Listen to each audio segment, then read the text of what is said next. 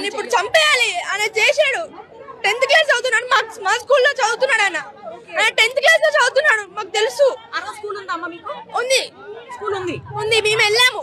ఆయన ఉన్నాడో లేదో తెలియదు కానీ మేమైతే వెళ్ళాము. స్కూల్ కి రాలేదు అని అన్నారు. 10th క్లాస్ వాళ్ళు అటెండెన్స్ తీసుకుంటే అన్నారు. మాకు తెలిసింది రాలేదు, ఓకే అనుకున్నాము. అయితే మండే మధ్యాహ్నం వచ్చాక ఇట్లా తెలిసింది మాకు. అట్లా ఎట్లా ప్రూఫ్స్ లేకుండా నైట్ 12 కి మా ఫాదర్ ని తీసుకెళ్లారు. ఎలా తీసుకెళ్తారు? ఏ ప్రూఫ్స్ లేవు. ఇప్పుడు ఈ 4 రోజులు 5 రోజులుగా అతను ఇక్కడే ఉన్నాడు, ఇంట్లోనే ఉన్నాడు. స్కూల్ కి వెళ్ళాడంట, వెళ్తున్నాడు. పొద్దున్న స్కూల్ కి వచ్చి పోలీసు వాళ్ళు అన్ని ఇన్వెస్టిగేషన్ చేశారంట. అప్పుడు తెలిసింది. స్కూల్ కి వచ్చి ఇన్వెస్టిగేషన్ చేశారంట. మాకు తెలియదు అప్పటి వరకు.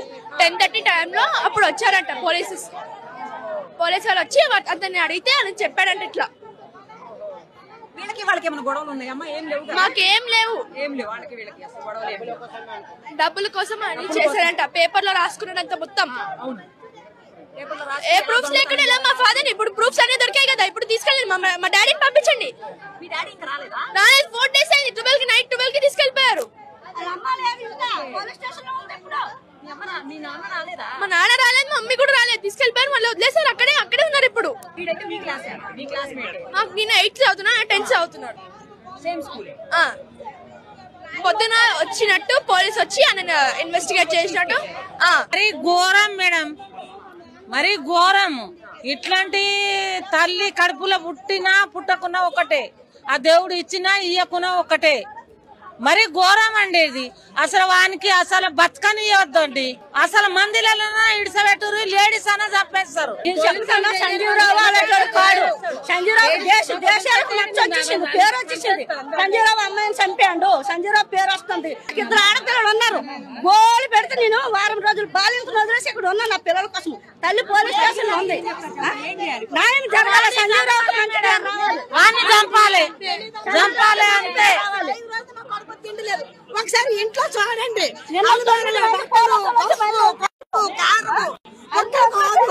ఇద్దరు వయసు పిల్లలు బస్తీలో పడ్డాడు ఆయన. అట్లా చేస్తారమ్మా. ఎవరి మీద పడతారు చెప్పండి. 5 రోజులు పిల్లలు ఏమవుతారు, భార్య ఏమవుతుంది. ఇప్పటికే జైల్లో పెట్టారు అమ్మాయిని కూడా తీసుకెళ్ళి. 12 గంటల నుండి అమ్మాయి సరిగ్గా రాలేదు. అలమారులో బట్టలు, కారము, ఉప్పు ఎన్నింటిలో పడేసారు చూడండి. ఒకసారి 3 శాఖల నుంచి 3 శాఖలు కూడా తీసుకెళ్లిపోయారు. ఇప్పుడు వచ్చి ఆయన ఎంత వీడియోలు పెట్టారో అతను చనిపోయాడని. అదే మంచిదని మళ్ళీ వీడియోలకు మాకు రావాలి. మా చుట్టాలు బంధువులు అన్నిట్లో రావాలా. చూడండి, మనం చేసేటువంటి కొన్ని చిన్న పనుల వల్ల వాళ్ళు ఎంత బాధపడుతున్నారో వాళ్ళు అర్థమవుతుంది. ఆ పెట్టే థంబ్నెయిల్స్ కానీ, ఇష్టానికి మనం పెట్టేటువంటి ఆ పేర్లు రాకుండానే, బయటికి రాకుండానే, వాళ్ళు చేశారని తెలియకుండానే ఎవరి పేరు పెడితే వాళ్ళ పేర్లు పెట్టేసి మనం ఏదో చేస్తాం చూడండి. కొన్ని ఛానల్స్, కొంతమంది వ్యక్తులు ముఖ్యంగా అలాంటి వాటి వల్ల వాళ్ళు ఎంత బాధపడుతున్నారో కూడా ఇప్పుడు మనం అర్థం చేసుకోవచ్చు.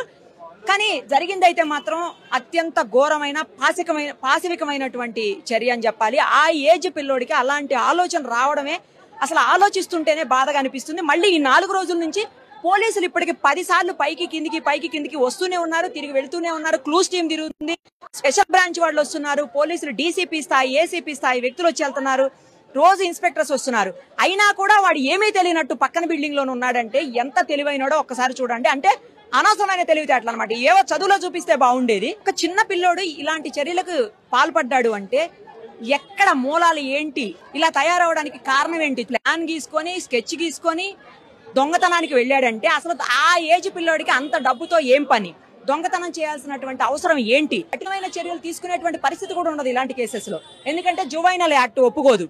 కేవలం తీసుకెళ్లి ఎక్కడో పెట్టేసి అక్కడే చదివిస్తారు, జువైనల్ హోమ్ లో వేస్తారు.